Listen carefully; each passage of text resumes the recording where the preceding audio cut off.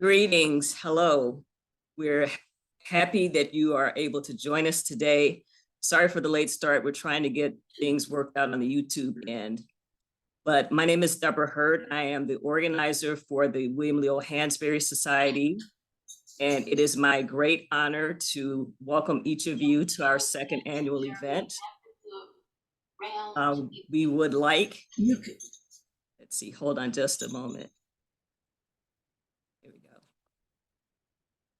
We are here today to honor Professor William Leo Hansberry, whose birthday on tomorrow would be his 130th birthday.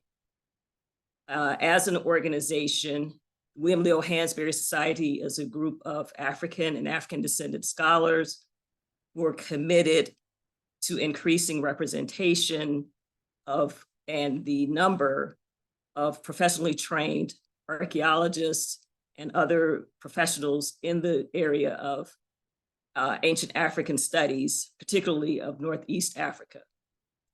And I would like to say, in addition to it being Professor William Leo Hansberry's birthday, we're kind of sitting in the middle of a number of great men. So Professor Hansberry's birthday would be tomorrow, but yesterday was the birthday of another great man who would be his friend and colleague, and that would be W.E.B. Du Bois. So we honor these men and their work, their vision, and today we will sit together and discuss how Professor William Leo Hansberry's work influenced African studies and also influenced our own work. But before we do that, we would like to welcome someone who knew him better than most of us will ever know, and that was his daughter, or that is his daughter, Ms. Gail Hansberry. So Ms. Hansberry, I invite you to unmute, and we'd like to hear from you. Thank you very much, Deborah Hurd. My sister Kay and I welcome everyone who has zoomed in or tuned in for this year's William Leo Hansberry Africa Roundtable. Some people, I understand, may be in West Africa listening as well, in Ghana and Nigeria. We are very grateful to the William Leo Hansberry Society, which was spearheaded, as I said, by Deborah Hurd, and composed of scholars who are researching new and different aspects of African history, such as aquatic archaeology, which is new and different for me as a subject. Our father was passionate about Africa and was an excellent teacher. He always said that if a student hasn't learned, the teacher hasn't taught. Our father was also very influential to students who became world leaders, such as Nnamdi Azikiwe, president of Nigeria, Kwame Nkrumah, president of Ghana, and Julius Nyerere, president of Tanzania, who used to visit Africa House here in Washington, which my father also started in the 1950s. In addition, our father was also very influential to American students who became well known in their own right.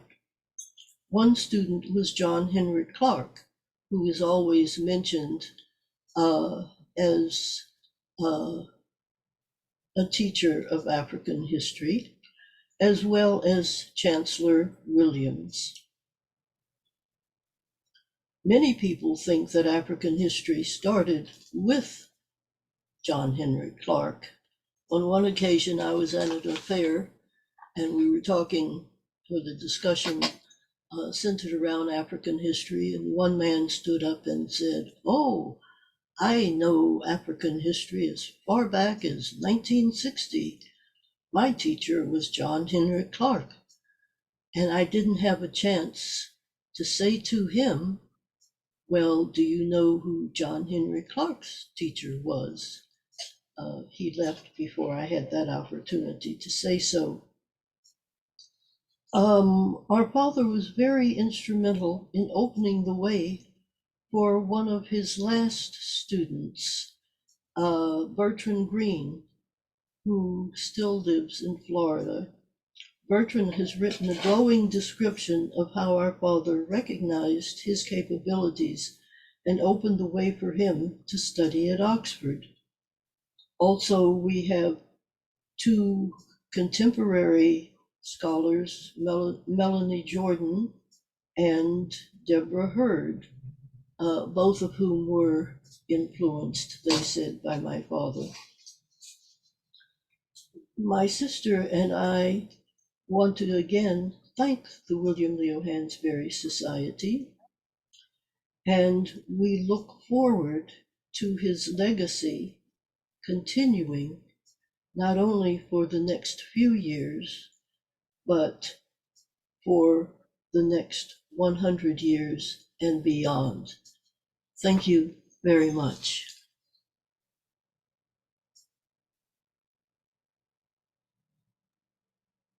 Thank you, Ms. Hansberry. It's always a pleasure to hear from her. So we will move on. We're just about on schedule. So I would like to present our moderator for today's event, Ms. Sydney Pickens.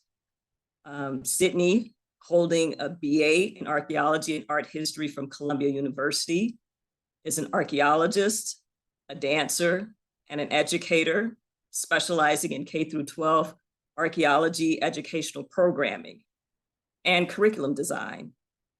As archaeology educator for archaeology in the community, she developed a curriculum focusing on ancient Nubia that teachers could implement in their classrooms. So I would like to invite Sydney to turn on her camera and unmute, and I'll turn it over to you. Thank you, Deborah.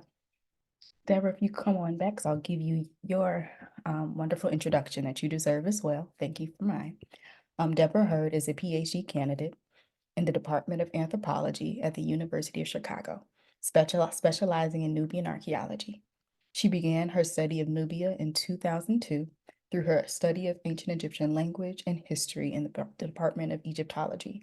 Her current research focuses on the inscriptions, iconography, and archaeology of Kushite temples in the regions of Napata and Meroe. Excited to listen and hear all the things you have to share today with us, Deborah. Our next panelist for this afternoon, is going to be Dr. Joseph Ben-Levi. Having earned degrees from National Louis, Northeastern Illinois, and Lewis Universities, Dr. Joseph Ben-Levi is a retired university professor whose interests include ancient and continental philosophy, African and African American studies, education, sociology, curriculum and disability studies, ancient biblical, Egyptian, Nubian, and Gnostic literature. His languages and facilities include ancient Egyptian, Arabic, Aramaic, Coptic, French, Greek, Hieratic, Hebrew, Meroitic, and Spanish. Ben, if you would come on for us as well.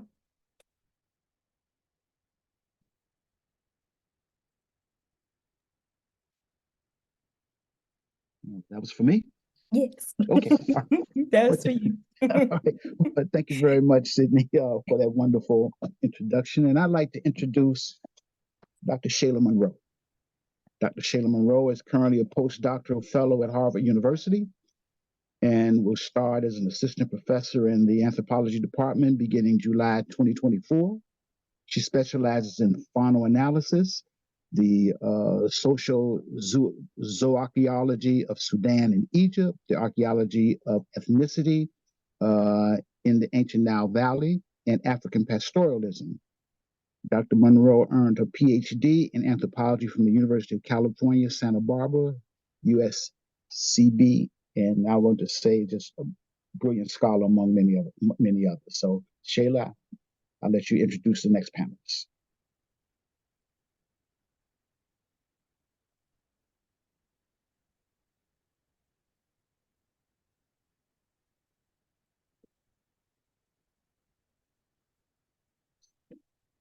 So this is a little bit of a surprise, so give me a moment. Shayla, it's okay. Okay. I got it. Dr. Thank you. Yeah, you took my job. Okay, so I'm gonna do Professor Solange Ashby is an assistant professor of Egyptology and Nubian Studies at UCLA. She is also a founding member of the William Leo Hansberry Society. Her current research explores 5 Nubian women from antiquity who were queens, priestesses, and rulers. Welcome, Dr. Ashby. And these are all of our panelists. Thank you all for joining us on today. I'm very excited to learn myself from you all. Like, as I've been a member of the William Leo Hansberry Society this past couple of years, I've had the opportunities to learn more about his work through you all, and I'm excited to continue that work and also to share that with those joining with us today. So with that, we're just going to dive right in. Sound good? Mhm. All right, let's do it. So first, let's set the stage for the people. Who was William Leo Hansberry? Thank you again, Ms. Gail Hansberry, for sharing your histories of your father with us. And what were his initial influences, his background, and who laid the foundations for him to do the work that he did? Well, whenever you talk about someone, especially of Professor Hansberry's stature, you always have to look at where did they come from. So, you know, the family, your first influence is always the family. Mhm. And so Professor Hansberry's father was a professor. He was a classicist at Alcorn State, which became Alcorn University, but he was a HBCU professor. So he passed away when he was only 3 years old. So he left behind young William and his younger brother Carl, who was the father of Lorraine Hansberry. But what he left behind for those young boys, they were surrounded by books. So he had a massive library. And so they grew up knowing the value of an education because their mother made sure of it. But he grew up reading the classics, so Greek and Roman history. And, you know, he never really understood that he had his own history. I mean, he felt like he had one, but he was like, I don't see myself represented. And he says, you know, it wasn't until he read W.B. Du Bois's The Negro that he understood, like, this is what I've been looking for my whole life. And that was after his first year of college. So he was working a summer job, and the book came. He ordered the book, it came, and he's like, he just devoured the book. And he was looking at the sources, and he was like, so despite what people have been saying around me all this time, my people actually do have a history. So so I think that you know, putting him in the context, he grew up in Mississippi. He was in Mississippi, you know, so that was his first introduction, is segregated Mississippi. He grew up in the South. But in part of this discussion, I also want us to see how his life is reflective of things that are going on today and other themes. And one of the themes that I get from his early life is like, it's almost like he had a destiny. You know, we talk about, you know, in the African-American community, African community, that people have a calling, like you're born with this call, it's this urge within you. And you could see that early on. He went to school in Nashville. He was sent to school in Nashville for a high school, and he was like, this is not meeting my needs. And so he left. And then he ended up at Atlanta University, which also had a high school, because many of the HBCUs had high schools so that people could prepare to start college. And so he was there, and that was like his grounding. In his freshman year, he was on a debate team with someone who would be the NAACP president. William White was his classmate. So, you know, those kind of like early things laid the foundation, but it was like early on, he was taking control of his education in a way that would show later on, like, this was destined to happen. Thank you. Did any of you have anything to add or share as well? Yes, I would add that the fact that the experiences that he went through are being reflected today in certain kind of ways is also obvious in the fact that a lot of this history is once again being attempted to be removed from us, so that we don't know these people. We don't know who Hansberry is, and we don't know who W.B. Du Bois were. And Hansberry and W.B. Du Bois were very close in terms of that scholarship. That Dr. Hansberry was coming up in the age of what it was when we first came to define the term woke. He was around in that era. And what it really meant to be conscious, to be aware, to be hip, to be whatever term we want to use today for it. Wokeness is all about that, and he was a part of that whole journey. And the fact that his influence on the development of African studies is being removed, and maybe later on we'll talk about. It's almost like a 20-year thing. Every 20 years, this thing seems to happen. And I can remember distinctly because I was around in 1968 when we were having the Black Student Union movement and the fight for Black studies in the universities. So his influence is vast, and I'm hoping that as a part of what we do as Hansberry, that we can also influence the fact that we need to continue his work. Absolutely. Continue his work. Mm-hmm.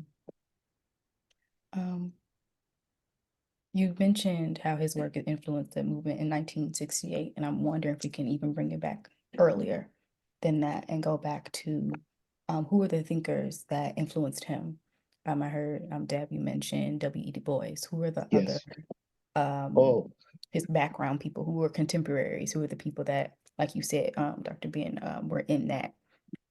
Right. Well, I think that when you look at his influences, you can look at Carter G. Woodson, the great Edward Wilmot Blyden, great Martin Robeson Delaney. You could talk about people like Antonio Furman. Very few people know about Antonio Furman and his work on the equality of the human races as an argument against Arthur Joseph de Gobineau, who complained, he made some negative things in his book called The Inequality of the Human Races. Of course, we have Marcus Garvey, and there were women too, like Pauline Elizabeth Hopkins and Lila Pendleton, and of course Drusilla Dunjee Houston, and many, many more that I'm sure he is reading to get his point across. And the fact that he's dealing with Du Bois and reading Du Bois's references and talking with Du Bois, and they're collaborating on all types of research and stuff is beyond explaining. And of course his many works that he did. I got a whole stack next to me right here. Maybe I'll share them later on. But he had a lot of people influencing him. I'm sure that you have people like Henry Highland Garnett, and you had people like David Walker, 1829.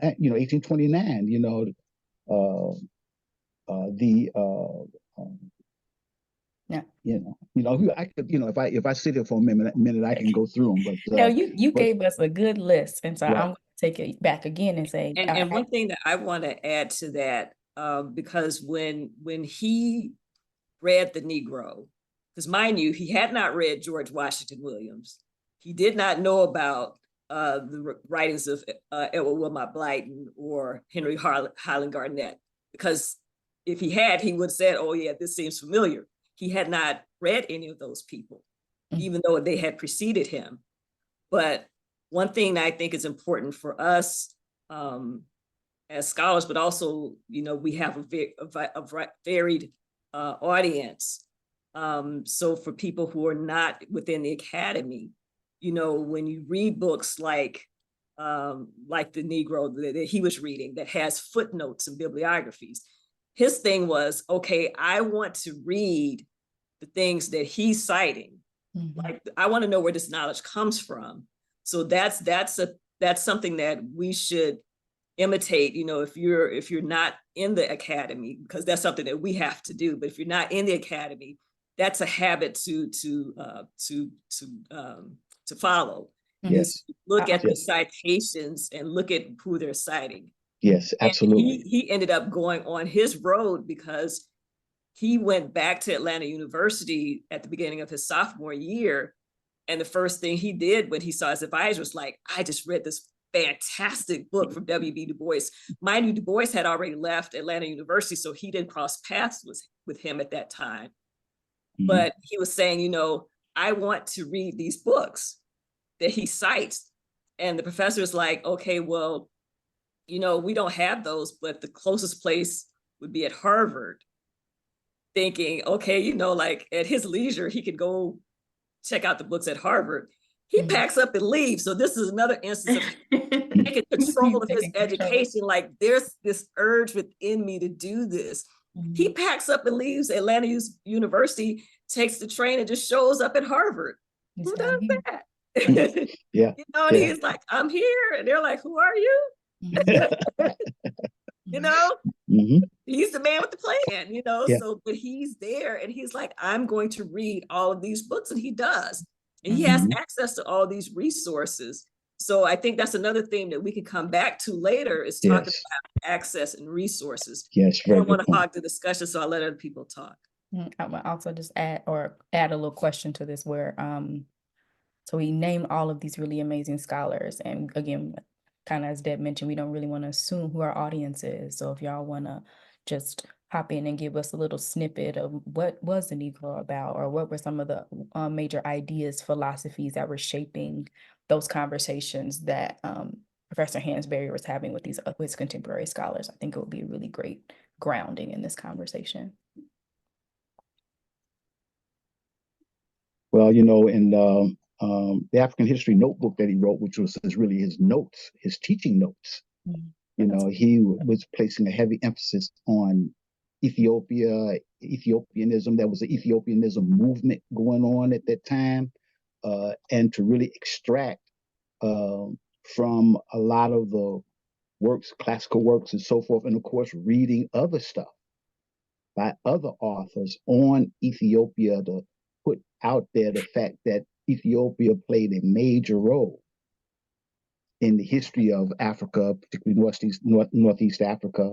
And what we're looking at is Kush, you know, Nubia, Sudan, so forth, you know, and the fact that contemporarily, it's like that place doesn't even exist on the map because of what's going on there and the dearth of non-discussion of the circumstances in the Sudan today. And yet we need to know that this is one of the most important places in the history of African civilization on the continent.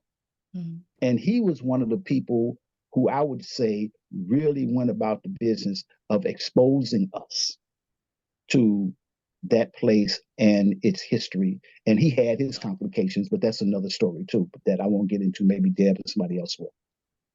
Could I jump in here for a Mhm. minute, Sydney? I want to just sort of really shine a light on what Dr. Ben just sort of slipped in there in his commentary about when Hansberry and other Black scholars are looking at these early Greek sources and they're reading Ethiopia, it's very easy to understand that as the modern nation of Ethiopia, but as Ben said, those Greek writers or those writing in the Greek language are clearly referring to Kush and Nubia in modern Sudan. And so I just wanted to clarify that for our audience members, and then maybe give a little bit of contemporary historical background for what William Leo Hansberry was up against as a young Black man born in Mississippi in 1894, right? This is sort of at the tail end of Reconstruction that was meant to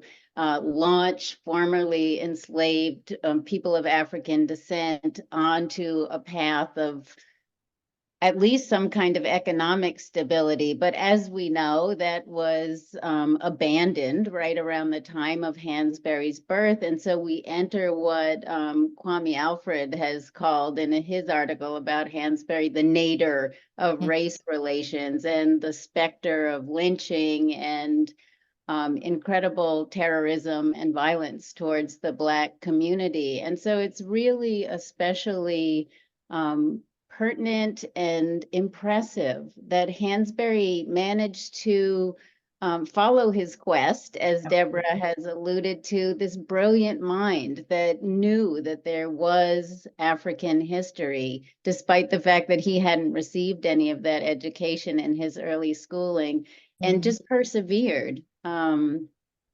through Black universities and then to the gates of Harvard, where he wasn't always treated very well, but he had a fire inside of him to recover this African history and write about it and share it with the larger public. And this And was I want to add to that, because you can use Hansberry as sort of a metaphor for this argument about education of Blacks. So leading into what Solange was saying about, Reconstruction, African Americans were like, finally, we're free to get an education.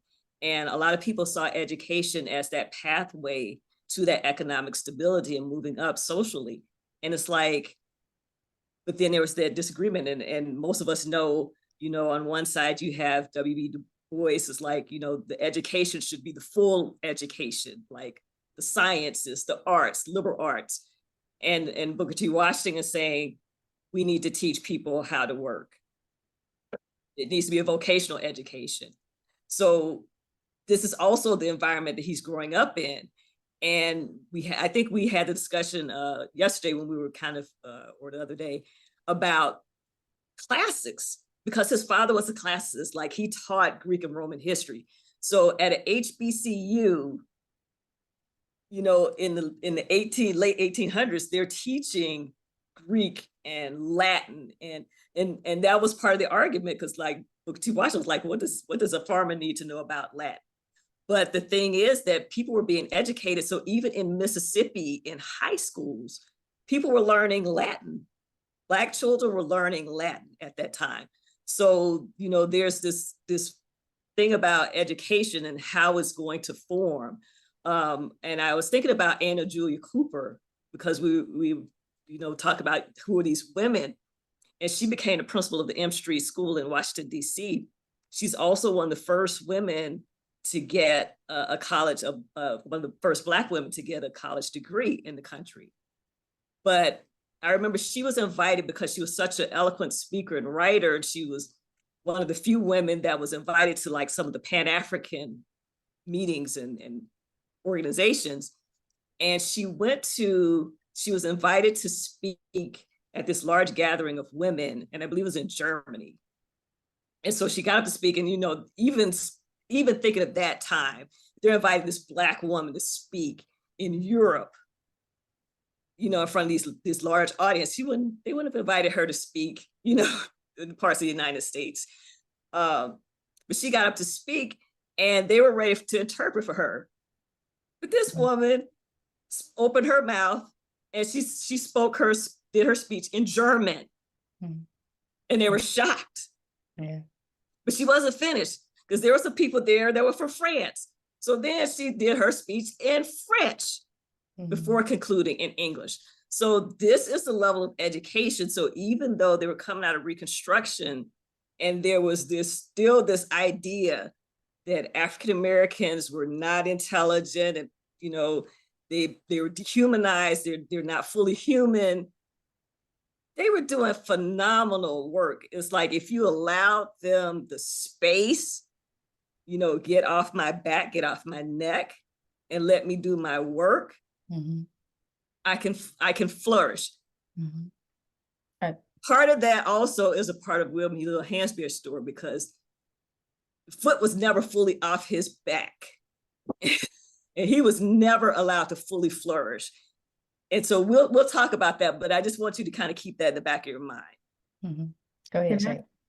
I would love to respond to that, because I think that's one of the things I've been reflecting on is this period of Negrophobia, as Kwame Alford calls it, and the intellectual response, and this very prescient tension. How are we supposed to respond intellectually to oppression? Are we supposed to just learn how to work? Are we supposed to adopt the system that is placed upon us and learn how to, flourish within the system? Or do we broaden our minds and imagine a new system, or, to me, that's the tension. And I'm reminded, so I'm a product of Howard University, a product of the lab that William Leo Hansberry started. And I will not mention any names because we're not going to be messy, but we went to an NAACP banquet, and they took the anthropology students to a banquet that the NAACP was having.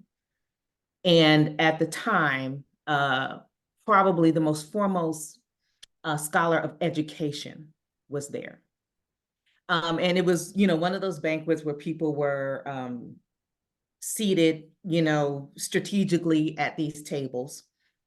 And they sat us with this scholar, this public intellectual who everybody knew and was always talking.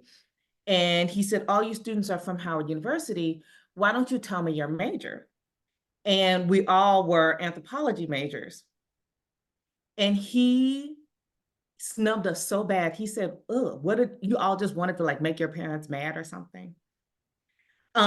Because certain people believe that if you have any sort of talent or capability, that should only be focused on getting your Ed.D. or, something that is kind of has this immediate return in this schema of, fighting oppression. And the idea that there's room for our talents to spread out everywhere. And the idea that some of us are called to fields like education and sociology, and some of us are called to history or literature, or, because we have to fight the fight right now, but we also have to curate Afrofuturism, right? So, but it was extremely insulting, but it was also, it is what Hansberry was facing, we are still facing. This idea of someone with that much talent being told, like, you should actually be spending your efforts and your time this way. So that's why it's very powerful that, he was twice influenced to do industrial education or, go into religious education, something that had that immediate return, but he had a bigger vision, that there are roles for all of us and we all don't have to focus on the same path. Yep. All path can lead to the same direction, the same goal. I love that. This kind of leads into my next question as we move along. Jumping off what Shayla was sharing about his vision.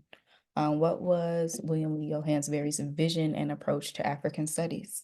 How did he structure his program? The floor is all yours.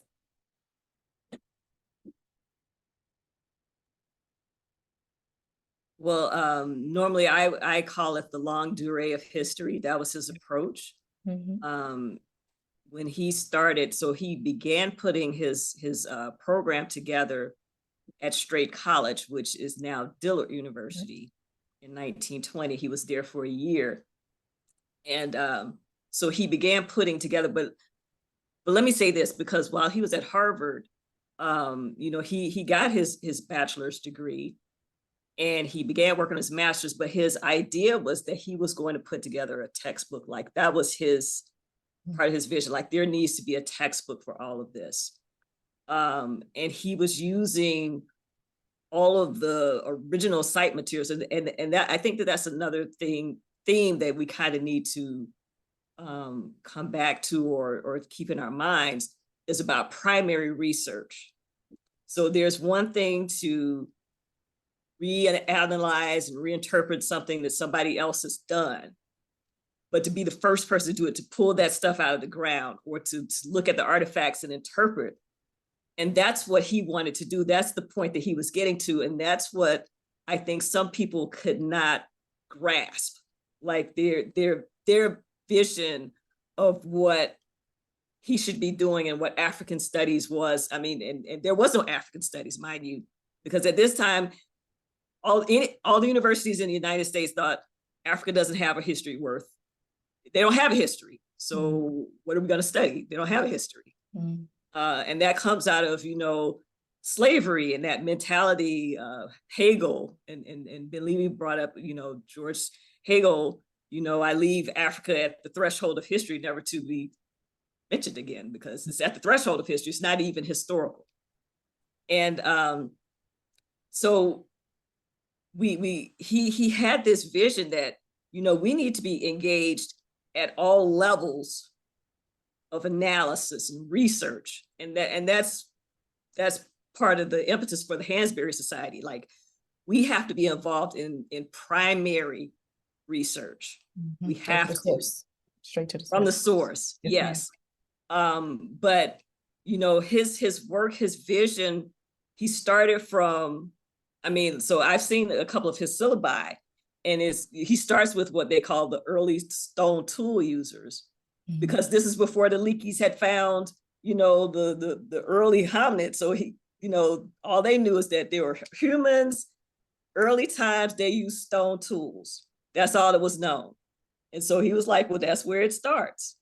We have evidence all over Africa of these stone tool users. So history started there and continued up to his modern time. And we'll talk about, how that long genealogy was broken.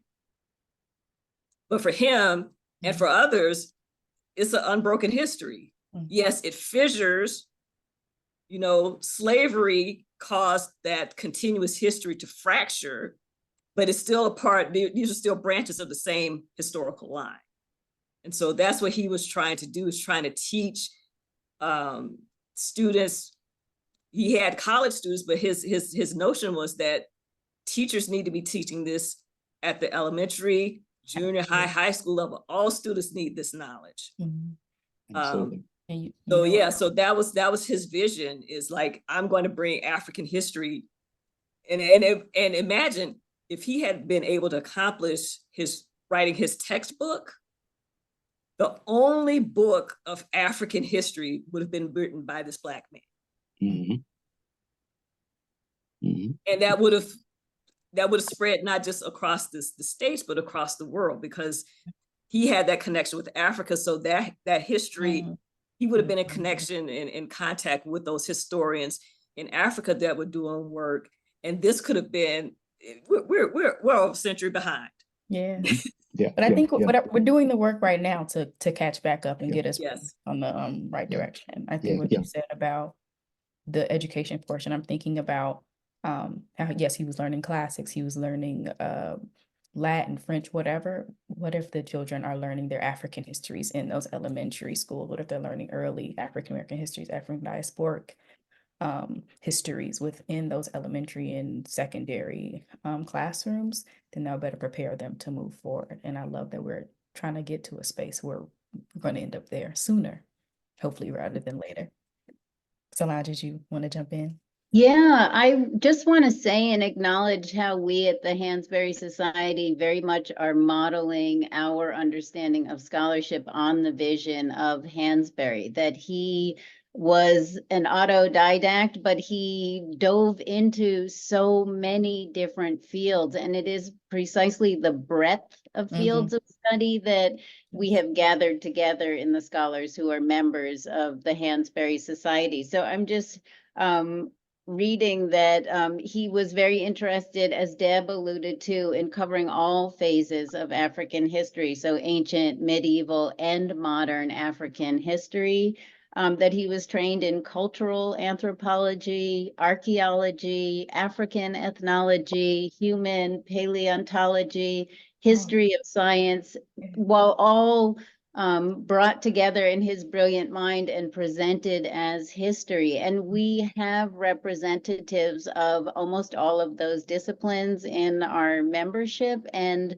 our goal really now is to focus on the next generation of scholars of African descent who we can bring into these traditions, train, and then position in universities. And so the very basis of our society comes out of the incredible breadth of Professor Hansberry's scholarship. I want to piggyback on that in a small way. the eclecticism that we have in Hansberry is tremendous. You know, I think just in our meetings alone, it's like being in a classroom. Yes. Every meeting. Yeah. And just briefly, I want to say that I shared with someone at ASOR that as I was coming up and I wanted to get involved in things, some of these things, I wasn't afforded the opportunity. Even though like I knew all these different languages and could demonstrate that, there was always some other kind of excuse. And that's what they were, a bunch of excuses.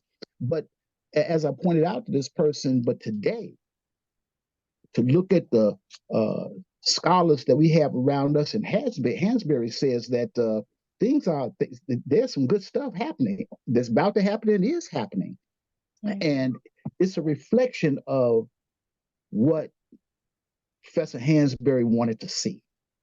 And that I think in our organization, we're trying to bring his vision more and more to light. And the cool thing is that we got I don't know how many different generations we got, about 4. About 4 different generations. We got some young folks in the 20s, 30s, 40s, 50s, 60s, 70s, you know, who are all serious scholars at what they do, and that all converge in the vision that Professor Hansberry had, and you know, that's a beautiful thing. Mm-hmm. Absolutely. Go ahead, Shay. And I would also say, because I've been thinking about this as well, and this is why collaboration is important. Yeah. Because the changing nature of these disciplines, the changing natures of this field means that we're all fairly, not narrowly, but fairly specialized. So there's a ton of things I will never know, right? So I'm trained in zooarchaeology and paleoecology. I will never speak Medu Neter. I just won't. Like, I mean, when I look at the stack of books around me that, you know, I have to conquer, I have to cover, I know that there are certain things I will never get to, which is why partnership is important. And when you look at how people are kind of succeeding in the academy, that's the name of the game, is collaboration, you know, putting your collective efforts together. And you think about the rich tapestry we can weave when we take all of these different perspectives and collaborate. Yeah. And the second thing I would say, I'm gonna add to that. I'm just gonna be bold a little bit, because I had dental surgery and I'm feeling like I'm just gonna say what I want to say. As you should. These collaborations sometimes are fostered by immense systems of privilege, right? So when you look at scholars who are like killing this game, it's because they have these elite institutions behind them kind of fostering their collaborations. I'm thinking of places like Dumbarton Oaks, Max Planck, the SAR. These institutes kind of allow people to pull together all of this disparate knowledge and come up with these super narratives. And I think that's great, but those sort of things are not accessible to everyone, and they're especially not accessible if you're not teaching at one of these like resource institutions. So I do think not necessarily that we have to imitate that, but we have to think about other ways that we can pull together and collaborate, because that formula of these super resourced institutions doesn't necessarily work for us. But if we know that collaboration is the name of the game, then Hansberry becomes a basis for us to really think about how we make that happen. Absolutely. And the other kind of tangential point I will make is kind of a response to what Deb said earlier about the young people.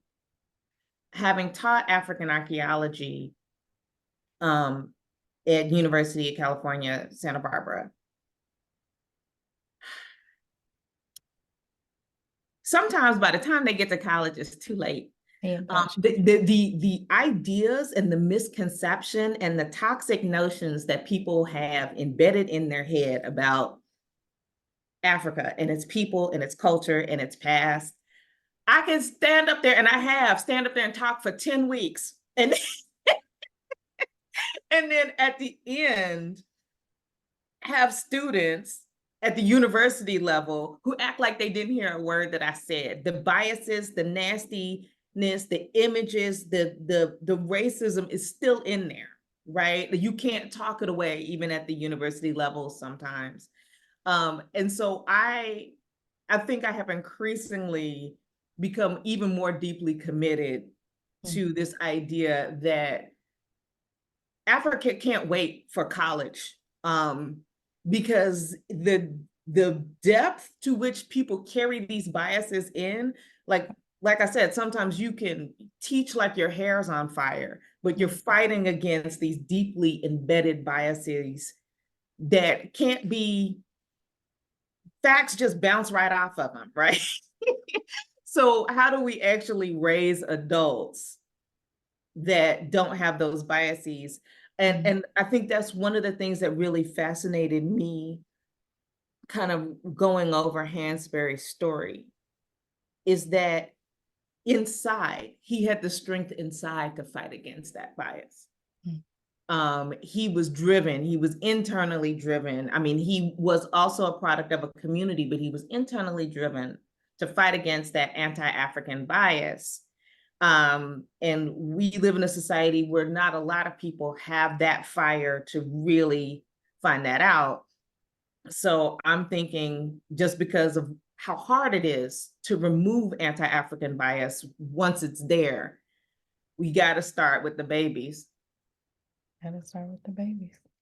Can I just jump in? Because I know Sydney's going to be too modest to mention this, but that is exactly what our sister Sydney Pickens does, create educational narratives for K through 12 age children, and the amazing video series she did on ancient Nubia and various other curriculum projects that she's been involved in. And I wholeheartedly agree with Dr. Monroe that it does have to start before university level.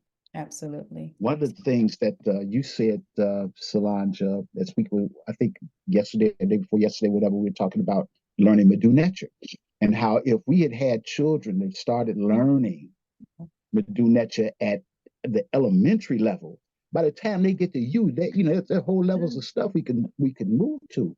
And it's unfortunate. I know in the cases here in Chicago where we've taught young people Medu Neter, I mean, I'm always fascinated how they can get some of the fundamentals in like 6 weeks. Just boom, got them. They're reading text, basic text, and and the fascinating thing is when we take these young people, these are all young Black kids, elementary school children, and we take them to the museum, and they got their notebooks, and they're on the floor, and they're debating over this sign is that sign is that, and this together it means this, and so forth. And folks are walking around looking at them like, how in the hell do they know that? Well, it's really simple. I mean, it's just opportunity to be able to learn it and do it, and then to demonstrate that it can be done. I mean, because what in ancient Kemet they was starting at what, 8 years old, so it's not a really difficult thing to do, but there is resistance. Like now, resistance to knowing. That whole problem of epistemology. What do you know and how do you know it? And some people are saying, I don't give a damn what you know. I'm not going to let you know it. And I'm going to make sure I remove the resources that allow you to know it. And again, I think in Professor Hansberry's mind, it was like, I'm going out to get this knowledge. I don't care. As the saying goes, translated from Arabic, seek knowledge unto China. No, for China is. If that's where I got to go to get it, that's where I'm going. So, yeah. So, and I don't want to hijack you, Sydney, but I did want to go back to something that Shayla brought up because this is a point we wanted to talk about. Is she was talking about resources and access, these big institutes. So one of the things that we had talked about, we were talking about Professor Hansberry's experience, and that was my reference to, he never fully got that foot off his back, was access to resources. He did not have the ability to just pick up and go and stay at Harvard and do all this work to he had to work. So he's trying to balance working at Howard, which was not paying him very well, I might add, getting the stuff that he was using for his classes, because his students had access to just the first groundbreaking stuff that was coming. Time it was published, if it was at the Smithsonian, if it was at Harvard, he had it. And Howard was not giving him money for this. So he was getting, that was back in the day, they didn't have, when my grandmother actually even had, the little carousel, the little slides that you put in. They had the glass slides, like these things were huge and they were expensive. He was paying out of pocket. He was going and copying site reports and bringing it back to his class. So his class was getting the exposure that students were not getting probably anywhere else in the United States in his classes, but he was paying for it out of his meagerly paid salary from Howard. But, his ability to spend the summer, in Europe at some of the museums, he couldn't afford that. If he had been paid well, and if the community had fully supported him financially, imagine what he could have accomplished. I mean, he did a lot, but he was carrying this immense weight that was holding him back. And I think that that's another theme that we have to look at. Like today, we have students that are hampered in their ability to move forward because they don't have access to financial resources. They don't have access to field sites. They don't have access to people who know things, to people who know how to get them connected. They don't have those connections. So they struggle to move forward in this. And we have to find a way to help to alleviate that burden, because it's holding our scholarship back. It held William Leo Hansberry back. I just am amazed to just imagine what he could have accomplished if he had not had financial struggles, and if he not had to fight with the administrators at Howard. Can I get time off? I've been teaching, I can't get a sabbatical. I've been teaching all these years, but you don't want to let me leave. So some people are in institutions, teaching institutions, where they can't get free.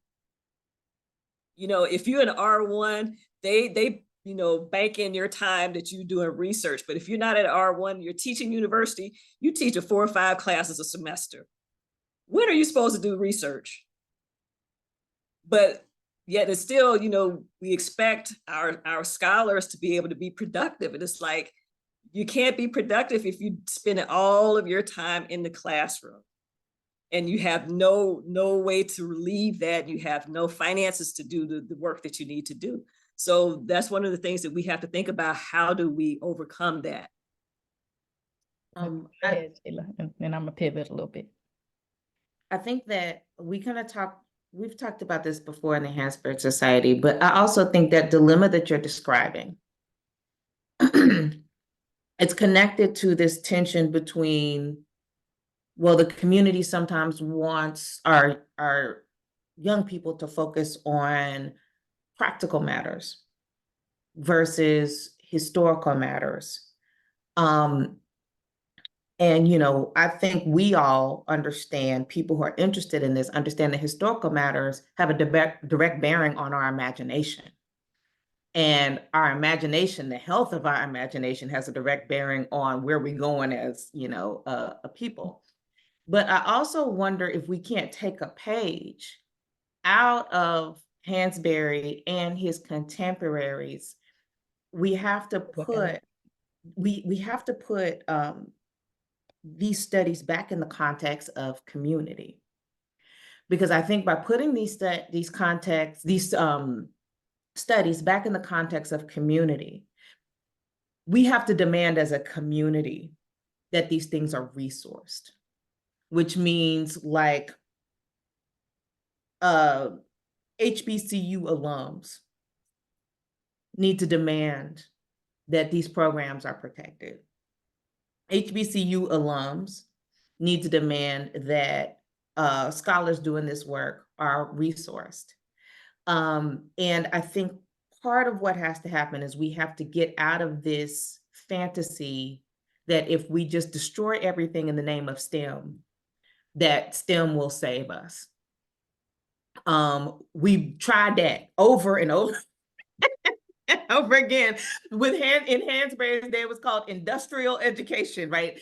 We have tried that over and over again, thinking that STEM and this narrow focus on like economics and science, finance will save us. I feel like if we as a community value these other arts, if we value these social sciences and these humanistic endeavors, then as a community, we need to agree that what resources we have need to be equitable. Mhm. Absolutely.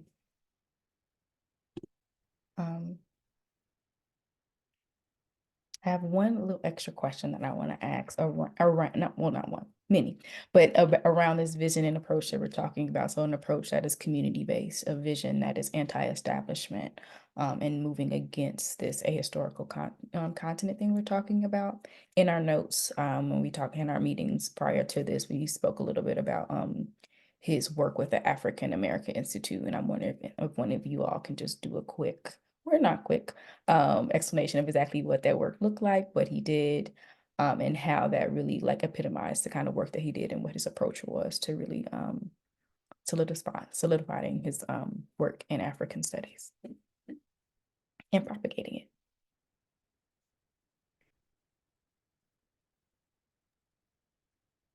I guess I'll go. So,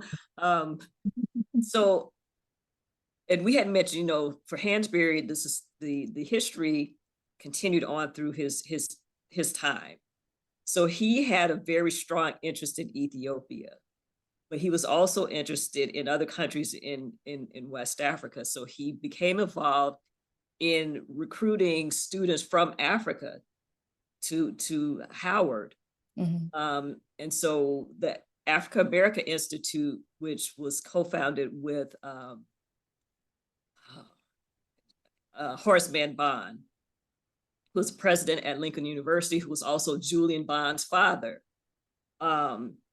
They had this idea that, you know, to bring African Americans and Africans together, you know, in community. So that's a part of establishing, you know, the future. Mm-hmm. So, you know, we're dealing with history, but how do you move forward? And to move forward, we have to reunify. Absolutely. You know, that's a part of the history. The history is this continuous line that fractures. Mm-hmm. We got to bring those fractured lines back together. And so that's what he was trying to do with the African American Institute.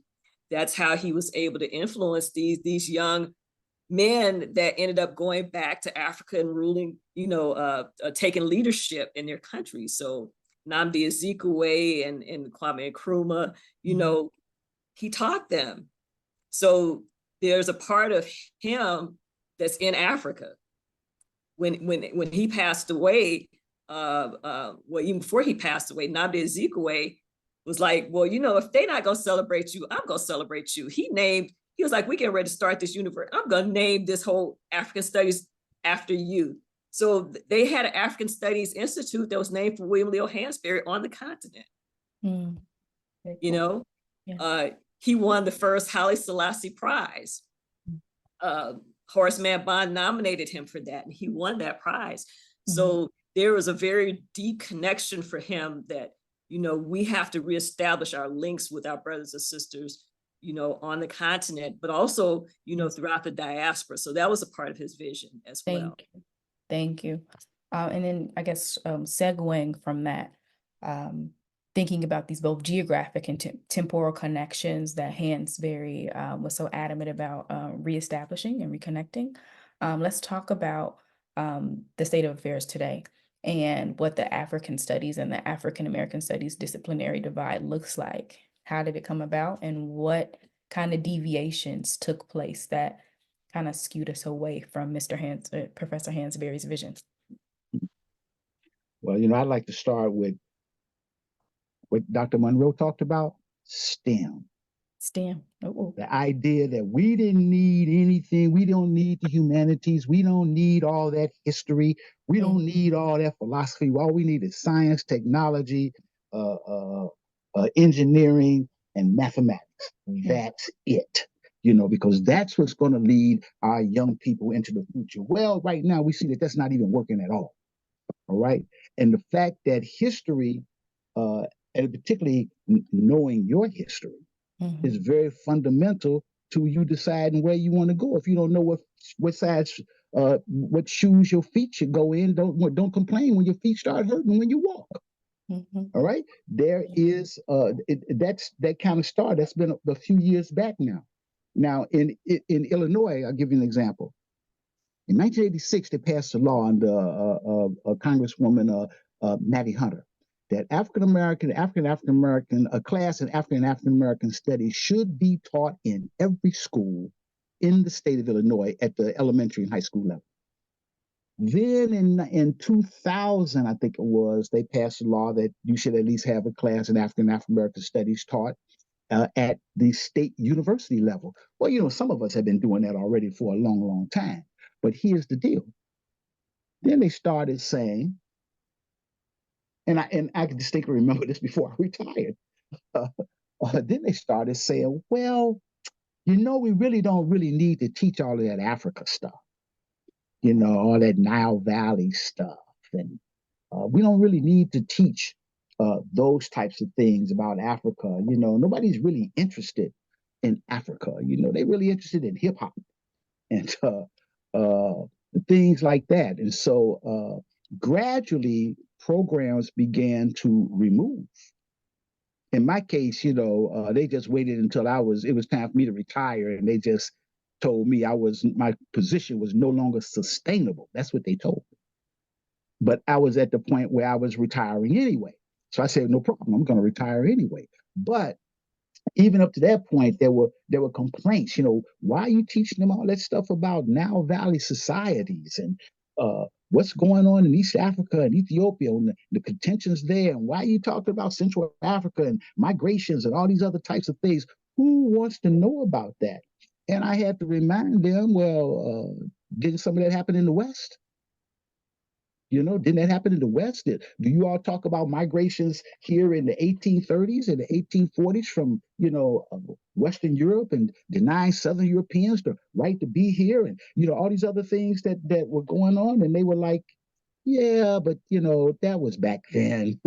Everybody's about, but we want to talk about what's happening now. So I think that was a part of the problem.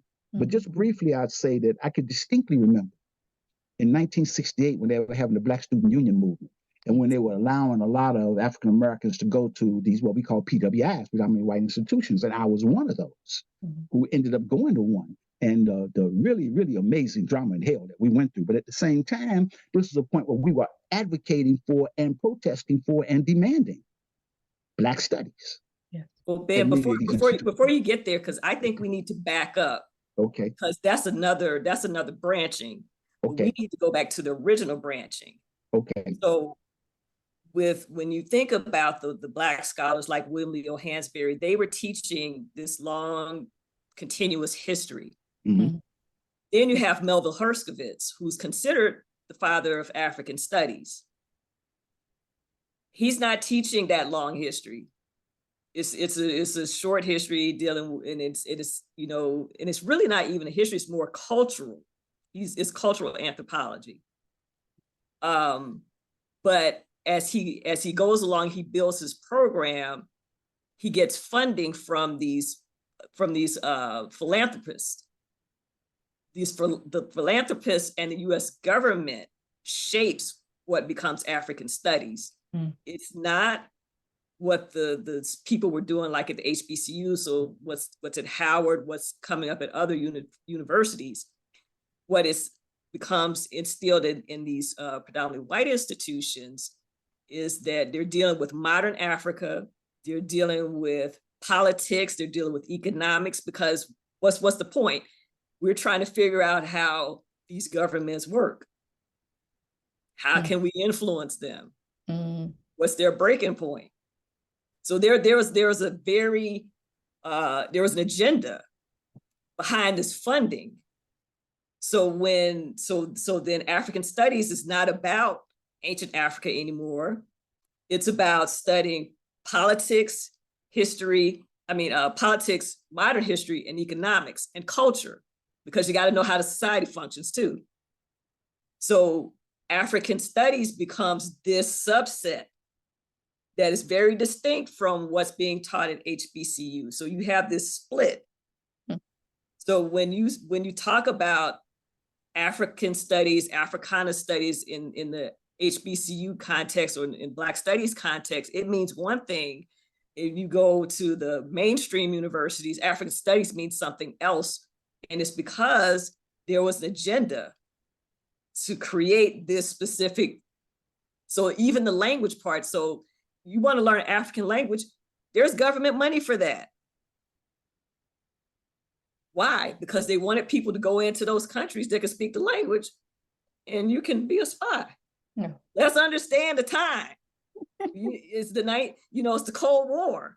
We need to find out, you got these people talking about communism, socialism, they talking about independence, and they want to cut us off, us meaning the West, from their resources.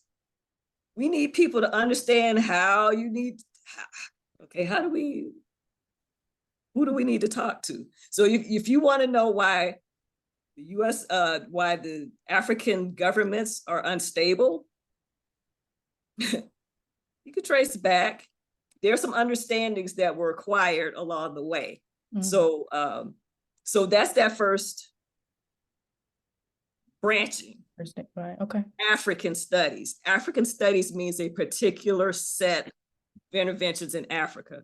So then we get to what you're talking about, Ben, the Black studies movement.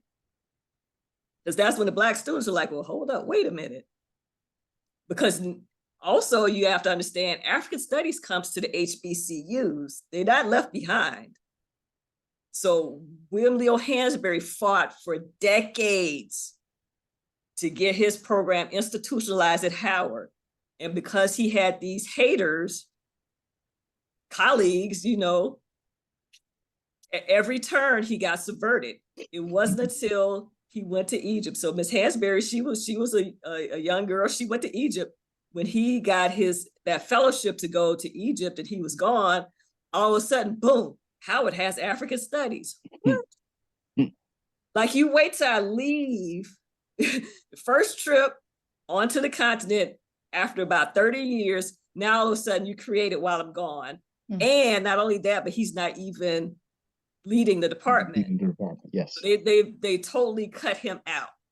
But now it's African studies. Not his vision, but that government funded, philanthropist funded vision of African studies.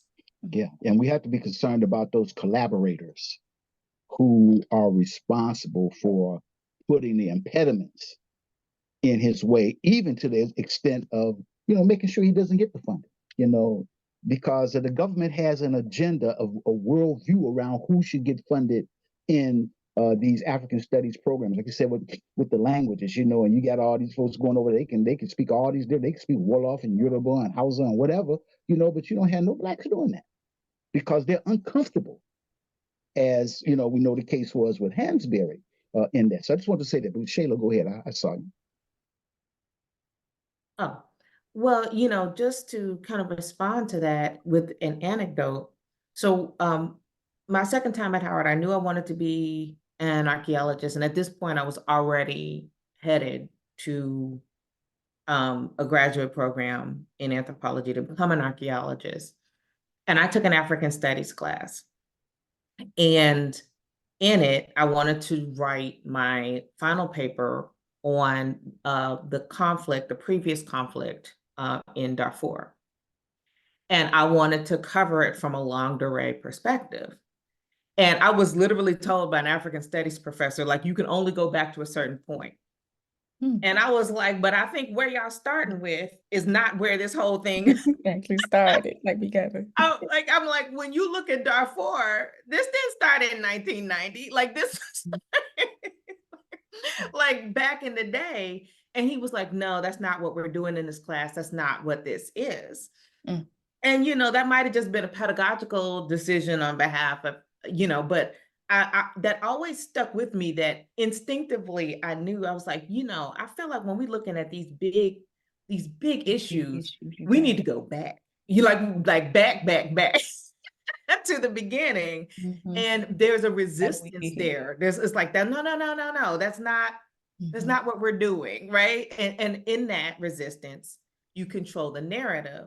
And that takes me back to, Hansberry's revelation that there's a difference between the absence of information and the suppression of information. It's like, oh, is the information about the origins of this conflict not available? Or is it just something we're not going to talk about? Those are two different things. Mm-hmm. Those are two very different things. And I think what I've been thinking about when I'm just hearing all of you speak is really just that the kind of principle of Sankofa. You have to look all the way back, look back in order to move forward. And so if you're cutting yourself off from that original source, how could you then be able to be in a good space later on? And we in bad shape. We in bad shape right now because of that, like that severance. But the consequence of all that is, as Shayla was talking about, is the siloing of knowledge. Like African studies, we know this. Egyptology, we know this. Mm-hmm. And if you study in Ethiopia, you know this. Mm-hmm. But there's no connection between them. It's like, but you have to understand them in connection with each other. Mm-hmm. People were not just staying in one space. People were moving around the landscape. So migration is very important to understanding what's going on the continent. But that migration is a historical thing. It's not something new. But understanding how these disciplines should interact with each other is something that we need to come to grips with. And we're trying to do that now, but it's something that we really, really need to come to grips with. And looking at our time now, I want to do a couple more questions and we're going to wrap it up and do Q&A. We all mentioned this a little bit already, but I also would like to bring it back to who are some of the scholars that Hansberry influenced. We spoke about Kwame Nkrumah, Nnamdi Ezekwe. Excuse me if I'm pronouncing that incorrectly, please correct me. But who are some other folks and how can we see Hansberry's work, vision, and approaches in the way that they carried out their own work? Yeah, I would think besides John Henry Clark, whom I knew very well and was very close to, but Chancellor Williams, it's almost like he doesn't even exist on the map anymore. And he did archaeology and anthropological work on the continent in his book, The Destruction of Black Civilization, which, I know the first time I used it in one of my classes, somebody asked me, where'd you find that book? I was like, don't you know who this man is? All right, but you can see Hansberry's influence in Destruction of Black Civilization, and you could see his work and his ideas in John Henry Clark, and when they had the big dispute at the American Historical Association meeting, where they got there and they had a big fight and split with them over the argument that this history is not only the history of Africans in America, the African descended people in America, but also the history of Africans on the continent, and they have similar relationships and histories and so forth. And when we probe into their works, I think we begin to see, if we know more about Professor Hansberry and his work, we begin to see his voice, because we are products of our teachers, and the thing with that is that we have to, like any good student, you always want to go to someplace else where your teacher gave you some keys to open the door. Now you got to walk through that door. When you walk through that door, there are all types of amazing things you'll discover that you could bring back. You don't want to be like your teacher. You want to do something above and beyond them if you can. And so I think that's what they did. Very cool. I would also mention one that I feel like is kind of lesser known, and that's William Montague Cobb. So they partnered together and they built, it was a anthropology club at Howard, where they were actually kind of, before there was an anthropology program, they were kind of building interests and trying to actually wrap their heads around this discipline. And I think, you know, I was taught by Mark Mack to see that as a part of my intellectual genealogy. We all had to write papers tracing back, you know, who had taught whom. But we actually went past Hansberry. We went back to Frederick Douglass. So Mark Mack would always tell us that your intellectual genealogy goes back to Frederick Douglass, and he would go person by person by person, you know, all the way through. So most immediately, that partnership between like Hansberry and Cobb, that led to Michael Blakey, which, and also in that mix, you know, Cheryl LaRoche, Rachel Watkins, you know, all these people who started doing this anthropological work kind of came out of that, you know, community that was, you know, kind of struck by that partnership. So it's something that's not known, because I think out of that whole line, Cobb was not the charismatic one, right? So he, I think the students kind of thought he was like a little bit awkward. You know, Professor Mack told us that sometimes the students gave him a hard time. So the Cobb Laboratory is named after him. But in that lab, when we would work in there, there were quotes from William Leo Hansberry that were up on the walls to like make sure that he was always with us, that, you know, that he was like a founder of that space. And so we were always like told to kind of keep that in mind. And so, yeah, I think often about that trajectory and how we bring that full circle. Okay, I think that is a beautiful segue into going to start our Q&A. So audience members, please start putting your questions in the Q&A. And while they do that, I will do super lightning fast lightning round with all of our scholars on this panel, thinking about what Shayla's talking about, this intellectual lineage. Please share a reading, a resource, anything that you have that you would think that novice scholars, non-academics, academics, whoever might want to read to learn more about any of the people y'all have talked about today, any ideas you think are important, whatever. Go ahead, Solange. So I want to just hold up Michael Gomez, professor at New York University, and his book, Exchanging Our Country Marks, that just had celebrated its 25th anniversary. And I read that book relatively recently. It is so incredibly dense with information, and I love what Professor Gomez is doing, connecting the diaspora, specifically here in the United States, to various regions throughout West and Central Africa, and naming the traditions, cultural, linguistic, ritual, spiritual, to those places on the continent. And for me, that is very much in the lineage of what Hansberry was trying to do, right? To reclaim that knowledge of these ancestral areas in Africa and connect it to those of us in the diaspora. Okay, I would like to add to that Jacob Carruthers' Intellectual Warfare, because I think the intellectual warfare not only does it feed off of the ideas of people like Cheikh Anta Diop, but also John Henry Clark, who was a student of William Leo Hansberry, and I think you see many of his ideas and stuff in that particular work as we go through. So I have many, but that's my choice. Mine will be pioneers, African-American pioneers in anthropology It's by Harrison, I think.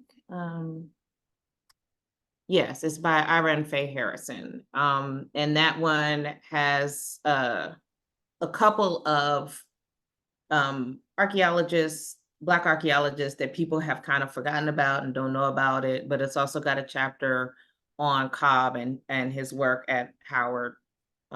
So I'll recommend that one. It's easy to Thank you. Shayla, I missed that name, so will you just drop a link to that in the chat? And the last and Deb. Okay, so I have a couple. Just one. Well, I I won't mean, put the others in the chat.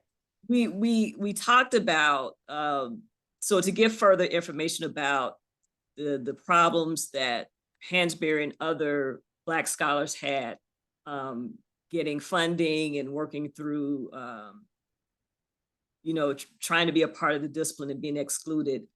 Jerry Gershenhorn's book, Melville J. Herskovitz and the Racial Politics of Knowledge. He talks about a lot of the Black scholars, the Black historians, and the ways that they were just, I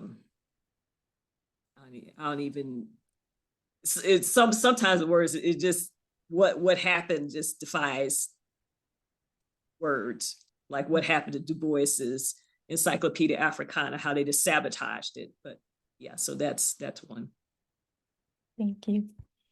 All right, thank you all. If you have any other like book recs, whatever, just drop them in the chat. And then I am going to welcome Janelle onto the screen.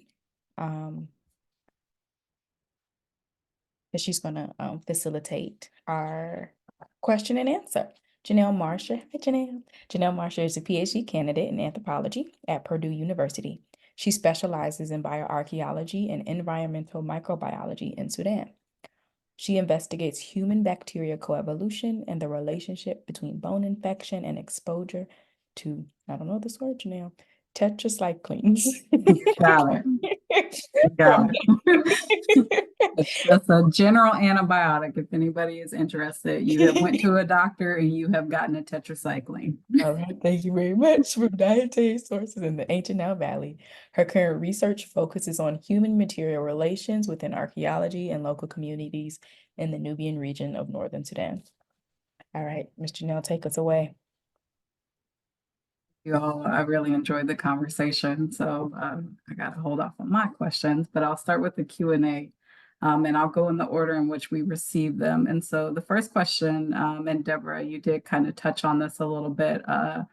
Someone is interested in knowing who were notable sponsors of Dr. Hansberry's research and publications. And I know you did touch on a little bit of he put in the labor largely himself, but if any more to it. Yeah, he didn't have sponsors. That was the problem. People didn't support his work financially for him to do the work. He wanted to participate in an archaeological excavation, and he was discouraged from doing that. But yeah, it's his life is just like a series of people discounting his work and not valuing his work, because you think about it, at the time, there were people who were able to actually go out of the country and do certain things or do research, and they were supported by the community. But he didn't have that kind of support. So yeah, that's the reason why his work remained unfinished.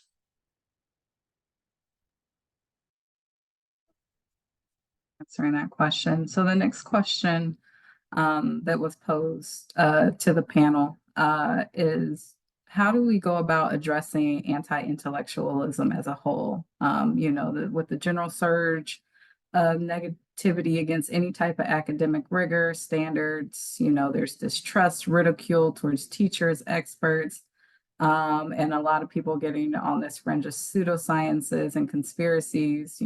What are some of the panelists' thoughts on, addressing this that we see currently? I would say first and foremost, it seems obvious, but it's not. Public-facing scholarship. You have to understand that within the academy, public-facing scholarship is often penalized. Like you can actually endanger your progress towards tenure if your work is considered to be too public-facing and not academic enough. So that system of reward and punishment actually encourages people to be insular and obscure. But on the flip side, you know, now that public-facing scholarship has kind of become a buzz, I don't know if that will change. But for me, the anti-intellectualism, and I think it comes from a variety of places. I think that the anti-intellectualism we see is not always coming from the same place in different communities. And so I think, especially when it comes to like conspiracy theories and things like that, part of that comes from exclusion. Part of that comes from the fact that all human beings want to make sense of their world. They want to make sense of history. They want to make sense of historical context. But when you're excluded from the creation of that knowledge, when you're excluded from the production of that knowledge, you're just going to explain it the best way you can.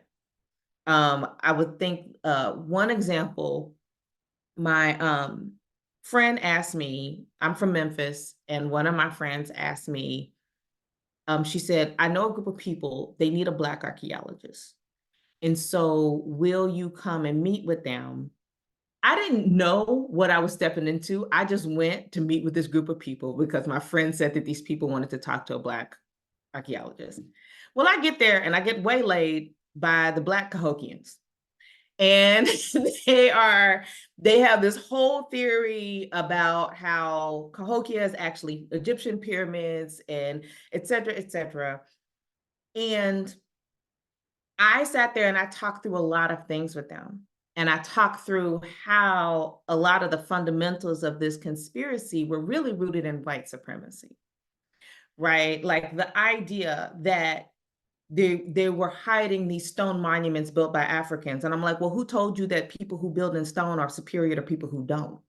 Like, so I spent the whole night just kind of drinking beer with these guys and breaking down like all the bits and pieces of this, you know, conspiracy. But at the end of the day, that comes from exclusion. That comes from certain groups of people not even being allowed in the door where, you know, historical knowledge, archaeological knowledge, and all these different types of explanations are being produced. If you don't let people in, they're going to explain things the best way they know how. So opening those doors, or even not even just opening those doors, but having those spaces of public-facing scholarship, I think would go a long way to start building trust. You know, I'll leave that. I'll leave it at that because I could go on, but I'll. And I'll add to that, Shayla, that, you know, we also have to encourage people to respect our scholars, because there's so much information on YouTube now that everybody thinks, oh, I can learn what I need from watching a couple of videos. So, you know, you don't have anything to tell me. It's like, okay, would you think that you can perform brain surgery by watching a couple of videos on YouTube? Like, we have to also let people know that this is work. And like, people dedicate, you know, decades of their life to doing this work. And so there is a respect that should come from the sacrifice that people make to do this work. And they should not be disrespected or you know, like, oh, you know, you just you know, just being flipped off. Like, no, we have to respect and honor the work that people do. So I think that that's a part of it as well. So encouraging that.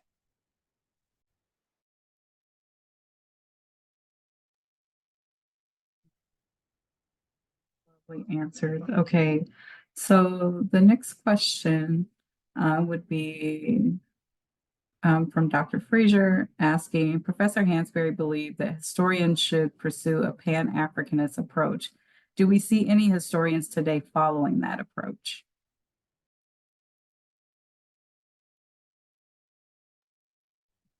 Yeah. Oh, go for No, it. go ahead. No. Go ahead. Go ahead. You asked about historians, but I would say for Africanist archaeologists, I do see it moving in that direction. Because when you come up through your training in Africanist archaeology, especially if you're anywhere towards either the central or the west part of the continent, a lot of students are encouraged to work at, to build your repertoire at 2 sites, one site in Africa and one site in the Caribbean or the Americas, a diasporic site. And so I think because of that, because you had a generation of Africanist archaeologist students who are encouraged to work both on the continent and in the diaspora and build a repertoire in both places, wherever that may be, I think the conversations are much different than they were 50 years ago, because you're being taught to make the connections, and you're being taught to see this, you're being taught to see the diaspora in context and to kind of see the whole story in its long array. So I would say that that's a trend I really like and admire in the way that Africanist archaeologist students are being encouraged. But go for it. Yeah. No. I just briefly, I mean that, when you talk like that, I always think about, Diaries with a Purpose and what Justin is doing, and how the work that he is doing with his students it's almost inevitable that the connections are made. I mean, it's like putting the pieces of a puzzle in place. So, and of course there are, still a few historians who are doing, Pan-Africanist work, me being one of them. And there are others, but we're kind of up there, and so we're looking at the younger group that's trying to come forward, and there are some to do that work. So I just want to support Shayla that I mean, it wasn't until I came into Hansberry that I even knew that there was such a thing as aquatic archaeology. I mean, like that's a whole fascinating field all by itself. So certainly, that work is being done. I want to just jump in and contrast that with my discipline of Egyptology that just stays very tightly focused on Egypt. It still is a practice that in publications, when we see a map of ancient Egypt, it just fades to nothing south of Aswan at the first cataract, which is where Nubia begins. And we are not really usually taught anything about ancient Nubia in pursuing a doctorate in Egyptology, meaning studying the ancient languages of the Nile Valley. Hopefully that's changing, but I think it is very, very slow. At this point, you still cannot get a doctorate in Nubian studies. I would like to say that my colleague Vanessa Davies and then also Deborah Hurd took part in a conference in Dakar, Senegal for Sheikh Anta Diop's 100th birthday, in which many African Egyptologists were featured. And that just gives me hope for the future to create an Egyptology that is able to draw from African cultural context and connect the ancient Nile Valley to other places on the African continent. We don't like to say we don't want to forget our Hansberry member and our brother, Dr. Mario Beatty, who also presented at that conference.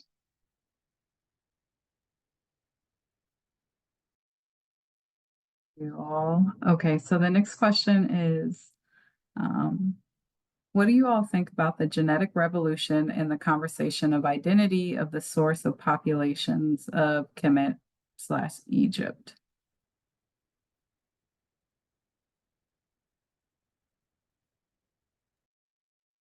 Well, I would point you to the work of Shamarka Kita. So, amongst our, kind of community of scholars, I use his work all the time, but he is just one of the, he's one of the people who really kind of understands where these big genetic studies go wrong. And they often do go wrong. So genetic studies and population studies, they always make these headlines, and we hope that they're getting better, but sometimes they're really poorly designed. Sometimes, and I've actually seen a couple, particularly when people are looking at things like the Nile Valley or Bantu migrations. I've seen a couple where the archaeologists have just taken their name off. So all of these studies kind of want to have an archaeologist kind of sign on to the study, and then the study ends up having like a really wonky research design, and it becomes so kind of contrary to historical fact that I've seen several where archaeologists have like, don't even associate, don't even like, don't even put my name on it.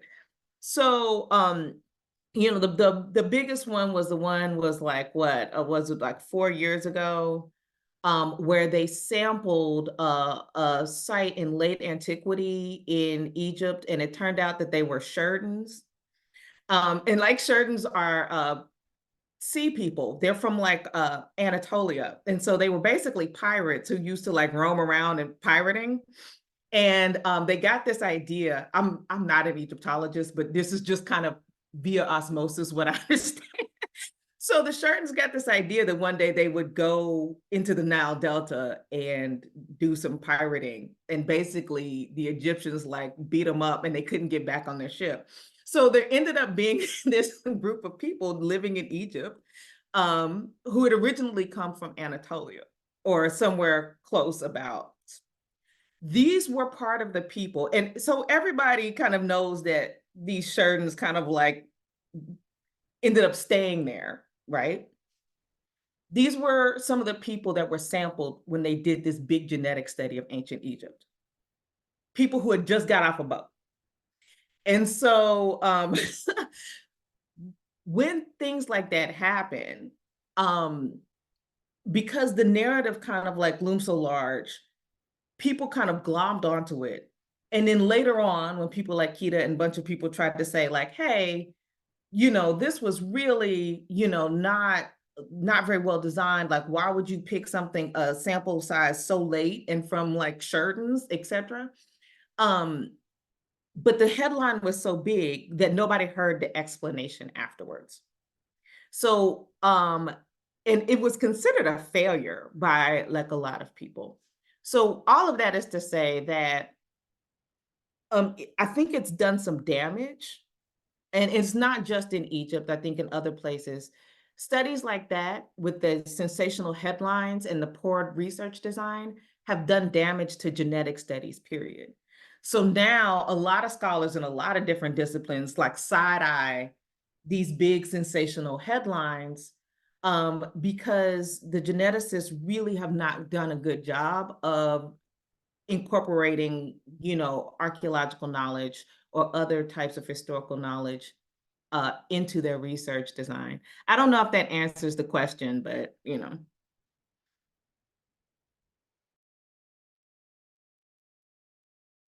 And thank you, Shayla. I think it did. Hopefully it did for the people. And so just looking at our time, I'm gonna ask that Janelle please just wrap us up. Please give us one final question from the Q&A. Okay, so another question. Someone asked, what can we do to support you all in your work? And so thinking about those things, how can we show support for the Hansberry Society and the scholars? I guess I would say just to stay connected with us. As we move forward, we'll be putting together our own kind of research projects. And at that point, when we're ready to make that public, then, you know, we'll be asking for support. But also, you know, other organizations that might provide funding for students of African descent who want to do this work, who want to become involved in archaeology or African history, just, you know, to find ways to support. I think that at some point, maybe we'll be able to post the students or projects that need help, and then be able to solicit funds for that. But I would just say, just, you know, to stay in touch with us. I'll just sort of echo what Deb is saying, that finances remain a problem for Black scholars, especially in these deep humanities type fields. And so, yes, it would be really great to figure out ways that we can get community support for our own scholars who wish to engage in these studies. Literally financial support to maintain them while they're doing the perhaps 7 years, 10 years of doctoral work to prepare to engage in this work. And I would add that for those who logged on early, you might have seen that slideshow that was playing with the nice jazzy music in the background. The last slide said to remember Sudan. And I think that is, at least for me, like I think for everyone here on this call, is one of the biggest things. And I'll drop the link in the chat, but the American, Janelle, you'll know, the American Sudanese Archaeological Research Association, AMSARC, they're consistently collecting funding to support our colleagues. We have a number of Sudanese archaeologists within Hansberry Society, and we so AMSARC is collecting funds to support them and also help communities that have been displaced because of the current conflict that's happening in Sudan. And so that's another way to support. And I would add, and you know, I think that's probably the most important, also Sudanese American Physicians Association. They're doing a lot of work, you know, trying to get to people who need medical attention in Sudan because of the conflict. And I also put a Black Trial Collective in the chat. When I was doing my PhD, I got groceries. Like I literally ran out of food and and got grocery money from Black Trial Collective because when you're doing this graduate school work, you're not making any money, and it's, you know, as close to poverty as you get in academia. So I would say your donation to Black Trial Collective can go a long way towards helping graduate students do this work. It literally might fill somebody's refrigerator. Yeah. And I want to add quickly, if anyone is here that is, you know, institutional, we need support, you know, from organizations that are doing field work. You know, if there are people that you can take on, please do. If there's funding for students, like Shayla was saying, you know, especially when you're getting to the final phases, it can be really, really difficult if you don't have funding. So if you have resources, you know, you can make that known so that students can access it. One of the things that we have come across and that we're working with it as the Hansberry Society is that people of color, you know, African American, African Caribbean, we don't know how to access sources. So when we're in trouble and we're struggling, we don't have any way to find out who can give us any help. So if there's any way to provide, you know, that kind of assistance, that's something that you can keep in mind as well.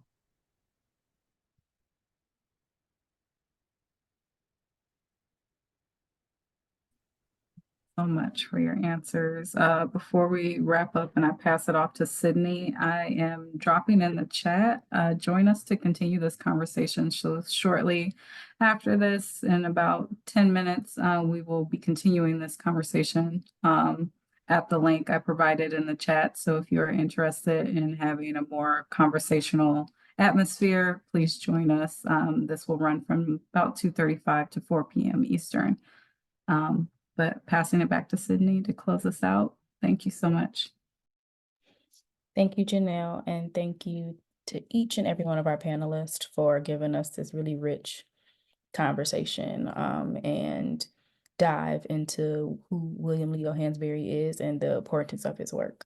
I learned so much, and I wrote down on my little notes all books to pick up, people to look into, and I surely hope that our folks who tuned in also have wonderful things to take away.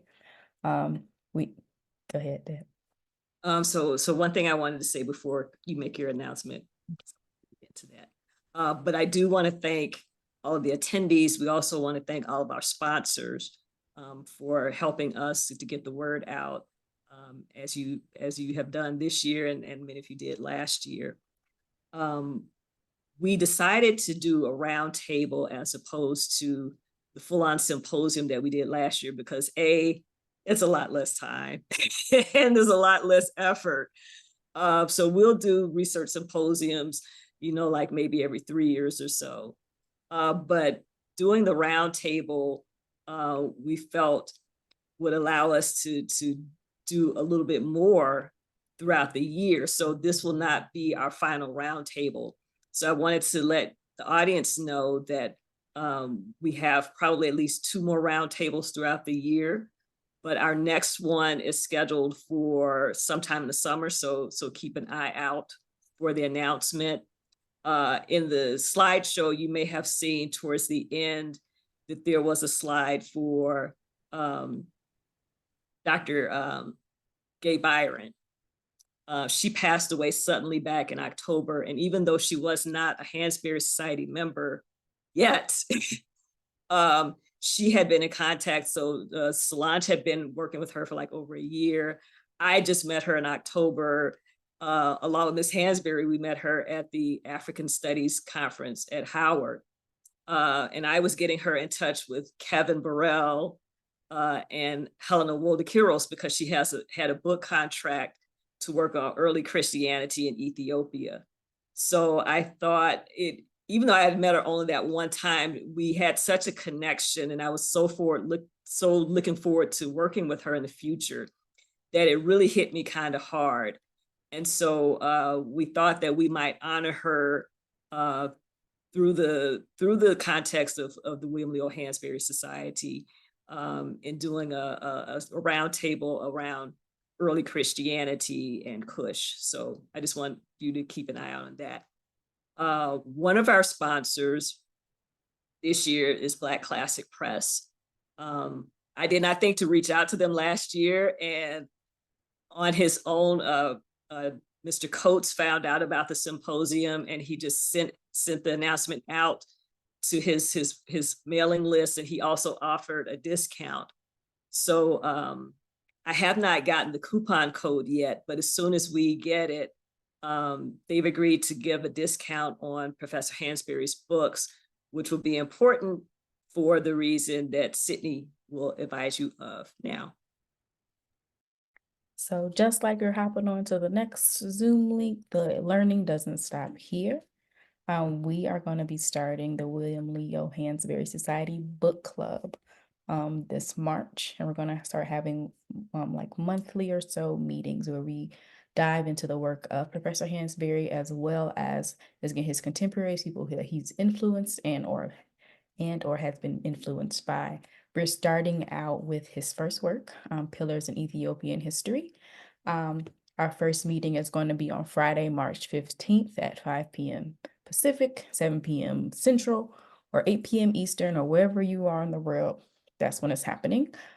If you scan this link, this QR code in this corner, that'll link you to the Black Classic Press website where you can purchase the book. I think it's around $18. But then hopefully you can wait a little bit for get that code that we're going to get. And then if you scan this link here, that's going to sign you up for our mailing list. And so you can get notifications about when our book club is going to meet, about the information about what chapters are reading and whatever text that we have, information like that. So please join us. It's going to be a really exciting opportunity for us to do community education, community learning. Yeah, we love a book club. So see you there.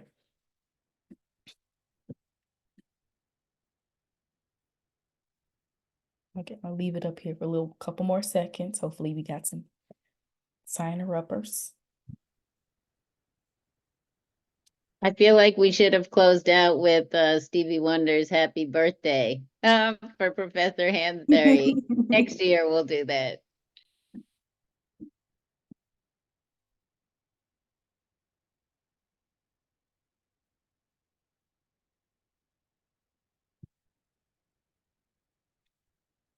And we can also post this on our website so people can access it. Yeah.